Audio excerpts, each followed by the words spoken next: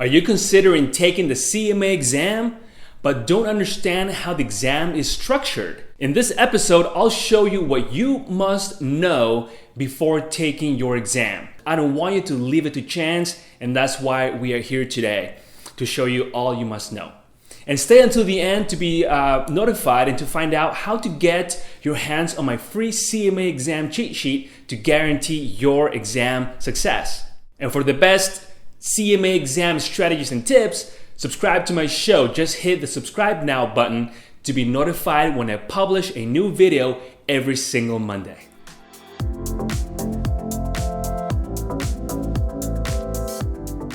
Hey there, I'm Nathan from CMA Exam Academy.com, where we help you pass the CMA exam on the first try. In this episode, I'll go over all the details you must know to successfully prepare for your CMA exam. Because taking your exam without understanding the details I'm about to share with you today will put you at a disadvantage. So stay tuned for the entire episode. It will set you up for exam success. So the CMA exam is given on a computer and consists of two parts, part 1 and part 2.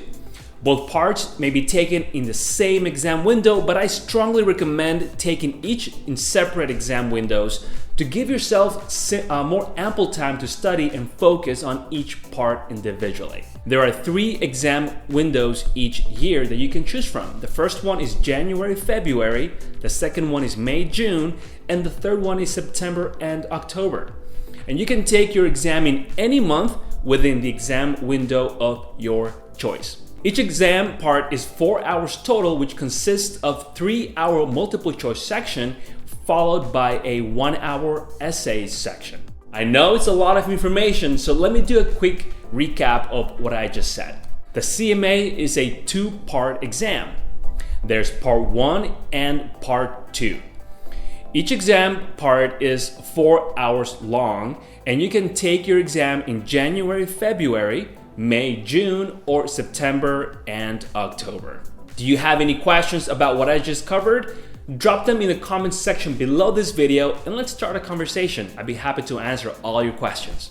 Did you know that you can take either exam part first? In other words, there's no order you must follow. So the next natural question is, which exam part should I take first? Here's my advice.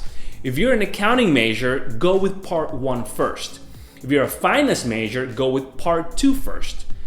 If your major is neither, then look at the learning outcome statement and decide which part will be the most interesting one to start with. I'll drop a link to the learning outcome statement from the IMA below, so make sure to check that out. Now let's do a deep dive into the 3 hours of the exam. This is the first section, so it's comprised of 100 multiple choice questions. This means you have 1.8 minutes on average to answer each multiple choice question.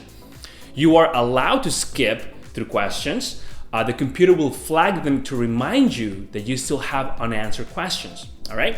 And now the second section of the exam is comprised of 2 essay scenarios, and each essay scenario includes 5 to 6 individual questions. And you can answer them in any order you prefer. Just remember that you have only 1 hour to complete both essay scenarios, all right? I want to emphasize this. If you move to the essay section of the exam, you won't be able to go back to the multiple choice section. So make sure that all 100 multiple choice questions have an answer before proceeding to the essay section. If the clock runs out of time in the multiple choice section, the computer program will automatically move you to the essay section regardless of how many questions remain unanswered.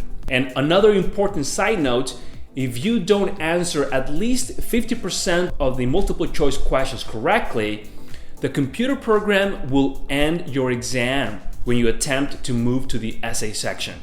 And this is considered an automatic fail.